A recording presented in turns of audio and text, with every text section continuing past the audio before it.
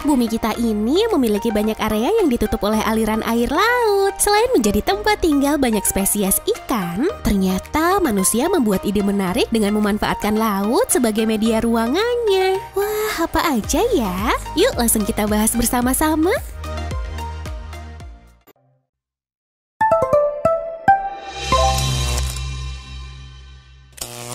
Kamu pasti pernah dengar atau lihat ternak hewan yang dibuat oleh manusia. Tapi tahukah kamu, ada spesies hewan yang merupakan hewan ternak yang paling sempurna? Ya, dia adalah kerang tiram. Tiram dianggap sebagai komoditas yang pas banget untuk diternak loh guys. Yang nggak bisa kita pungkiri ya, bagaimana mahalnya harga mutiara yang bersumber dari tiram. Budidaya tiram ini udah ada sejak berlangsungnya Romawi kuno loh guys. Tapi apa sih yang istimewa? Sekarang para peternak bisa membesarkan tiram di kebun, bukan kebun yang ada di pikiran kamu loh. Tapi ini adalah kebun khusus tiram yang dibuat secara vertikal di bawah air laut. Nah, dengan adanya kebun vertikal, kamu bisa nyimpen ribuan tiram dalam satu tempat. Selain itu, perawatannya juga lebih gampang dengan hewan lainnya loh. Karena kamu nggak perlu repot-repot menyediakan air dan makanan. Mereka juga sebenarnya bisa digunakan untuk membersihkan air kotor karena bisa menyaring plankton dan kotoran. Jadi, tiram nggak perlu dibudidaya di tempat lain, mereka bisa dikembangbiakan di lingkungan mereka sendiri. Selain itu, mutiara terbaik yang sangat susah dihasilkan membuat budidaya tiram ini jadi alternatif bagi para penjual mutiara. Siapa nih di antara kita yang baru tahu seperti apa budidaya tiram? Coba komen di bawah ya.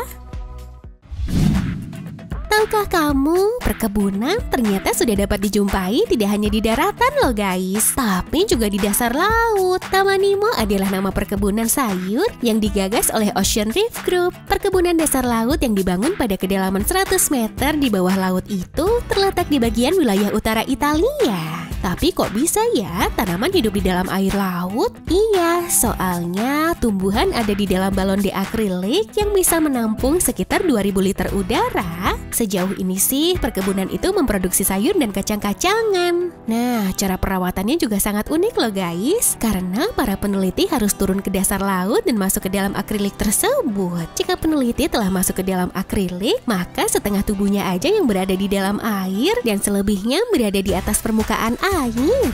Sergio Gamberini adalah sosok yang pertama kali mencetuskan ide tersebut. Awalnya, dia merasa sedih dengan penggunaan pestisida pada tumbuhan yang sangat buruk bagi tubuh manusia.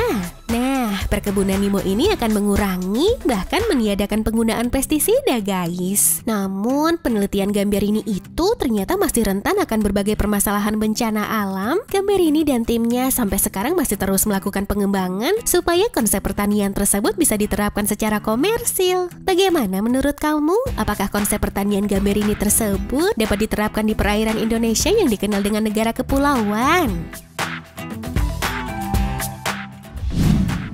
Selain peternakan hewan dan perkebunan yang ada di bawah laut, ada juga tempat wisata yang bisa dikunjungi di bawah laut nih guys. Yap, bener banget, itu adalah museum.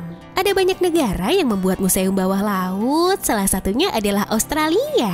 Mereka menamai museum itu sebagai Museum of Underwater Art. Museum itu menjadi alternatif baru buat para wisatawan yang ingin menikmati indahnya bawah laut. Ih, keren ya, jadi pengen ke sana deh. Kalau kamu masuk ke museum ini, kamu bakalan disuguhkan dengan berbagai pahatan patung yang keren banget nih guys. Patung-patung itu ditempatkan di lepas pantai Townsville, Pulau Palm, dan Pulau Magnetic. Semuanya ditaruh di sekitar karang-karang yang ada di perairan tersebut. Nah, museum ini sengaja dibuat untuk meningkatkan kesadaran manusia tentang ekosistem terumbu karang yang keberadaannya sekarang terancam banget nih guys. Selain itu juga sebagai proses rehabilitasi terumbu karang di Australia. Wih, keren ya gengs.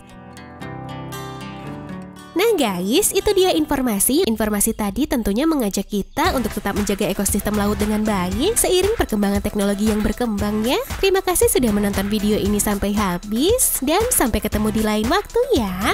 Bye guys.